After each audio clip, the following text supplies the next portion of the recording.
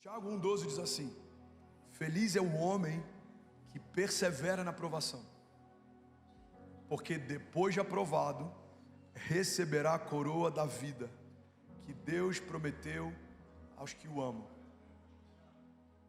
Igreja, olha para mim, pega isso aqui. Feliz é o homem que persevera na provação. Todos enfrentamos provações. O que define a nossa história não é se a gente vai enfrentar provações ou não. Todos enfrentamos. O que define o nosso destino profético é como enfrentamos as provações.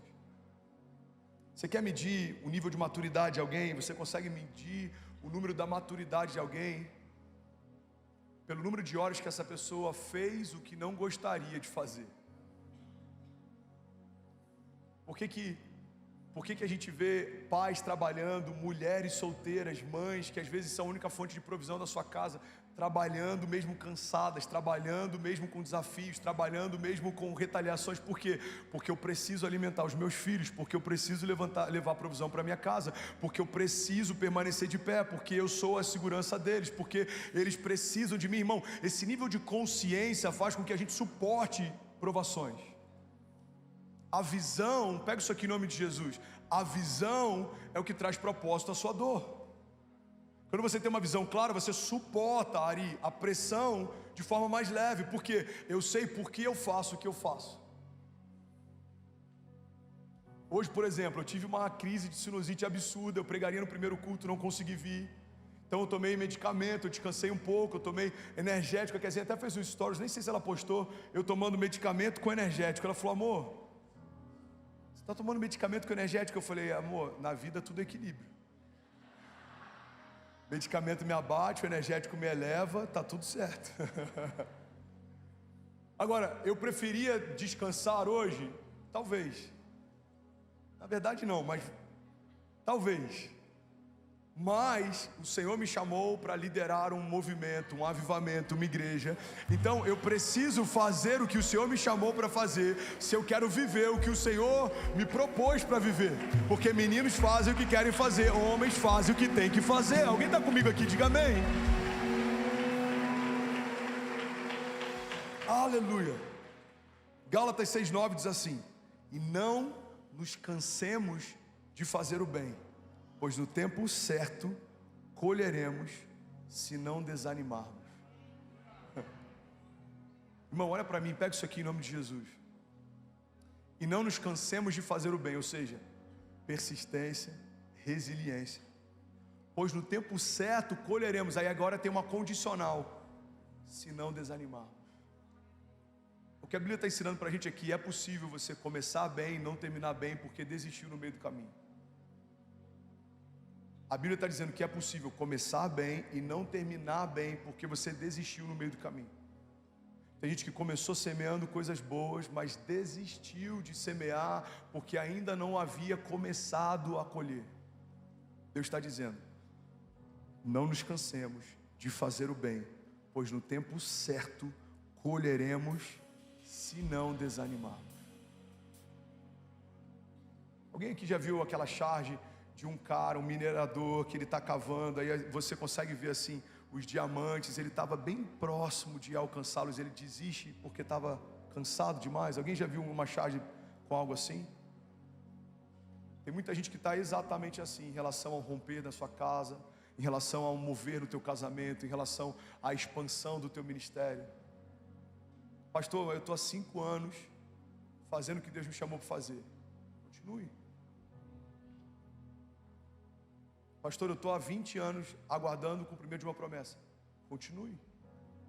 Eu sei que nem sempre é motivador para nós que fazemos parte da geração mais ansiosa que a terra já viu.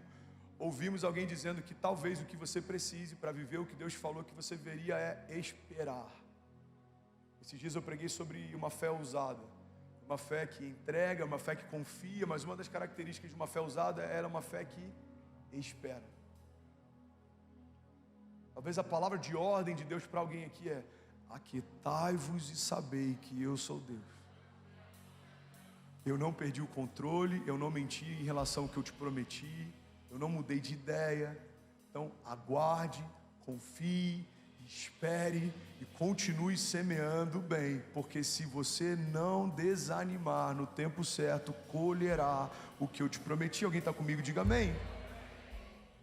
Sabe outra característica que é um desafio para a gente permanecer persistente, Lucas? Principalmente para meninos, é que meninos têm dificuldade de estabelecer alianças. Meninos têm dificuldade de estabelecer alianças.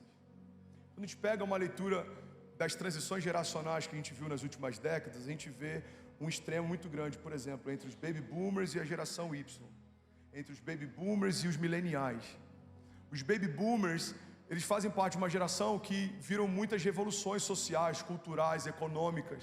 Então eles viram guerras como a Guerra do Vietnã, eles viram o Muro de Berlim ser construído, ser destruído, eles viram Fidel Castro assumir uma revolução em Cuba, depois destruir completamente Cuba por conta do socialismo e do projeto comunista. Eles viram muitas coisas acontecendo ao longo da história. Então o que os baby boomers eles fizeram? Eles se tornaram conservadores e completamente estáveis. Qual que era o conselho do seu avô, por exemplo, ou do seu pai? Pode ter uma variável aqui, mas a maior parte dos nossos avós, se fossem te aconselhar, eles diriam: tenha um bom emprego, com uma carteira assinada, compre a sua casa própria e invista na sua aposentadoria. Você precisa ter um lugar firme para trabalhar, você precisa ter um lugar seu para morar, e você precisa ter uma reserva para quando ficar velho. Porque tudo que eles viram foram instabilidades. Então, o que movia essa geração? Estabilidade. Como reflexo disso, porque todo excesso gera uma falta, as gerações que vieram depois dessa geração, elas começaram a liderar movimentos revolucionários, disruptivos, contra a cultura. Então a gente viu, por exemplo, o movimento hippie, o movimento Paz e Amor, a gente viu o ácido, LSD, a gente viu orgias acontecendo, a gente viu Woodstock, a gente viu várias coisas acontecendo por conta de uma geração que queria liberdade, porque se sentia muito oprimida pela busca de estabilidade da geração que os criou. Então o que acontece depois de uma geração muito forte, vem uma geração muito fraca? Aquele provérbio oriental que diz: homens fortes criam tempos fáceis criam homens fracos geram tempos difíceis. Então a geração que a gente tem hoje, os mileniais, geração touch, os nossos filhos, os adolescentes que a gente tem criado, liderado. Alguém está recebendo algo de Deus aqui nessa noite? Diga amém. Qual que é o desafio deles? É estabelecer alianças. Por exemplo, o meu sogro, o primeiro carro dele foi um Volkswagen, e por 30 anos ele só comprava Volkswagen. Por quê? Porque ele tinha uma aliança emocional com uma marca.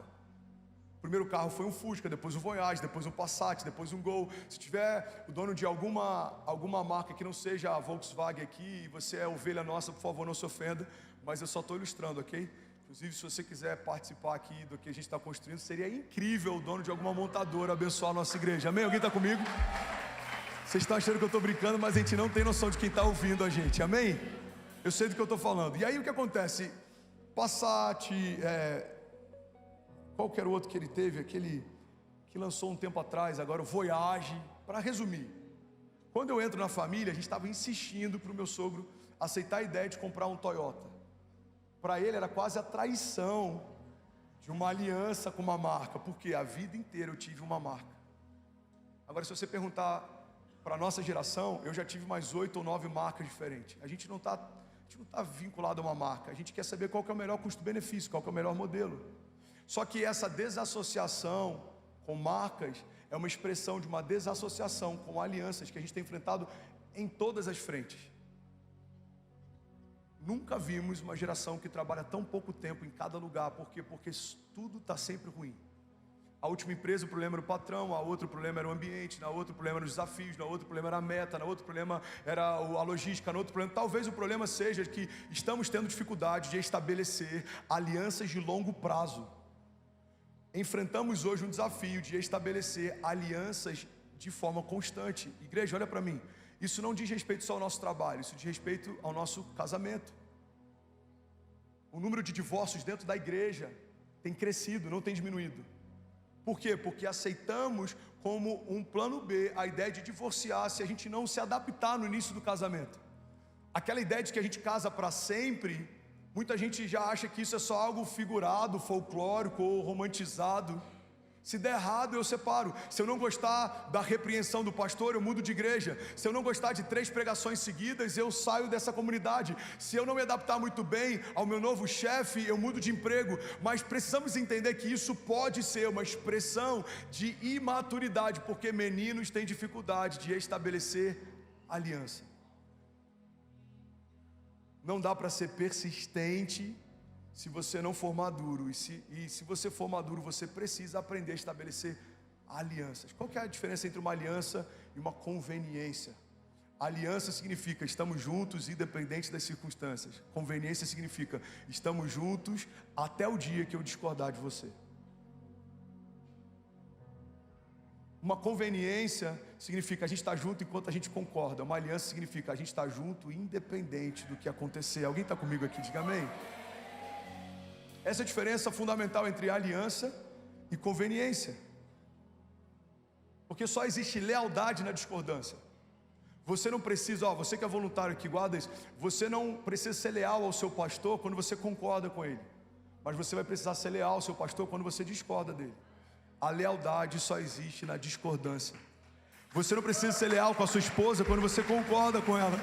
Mas você vai precisar ser leal a ela quando você discorda dela.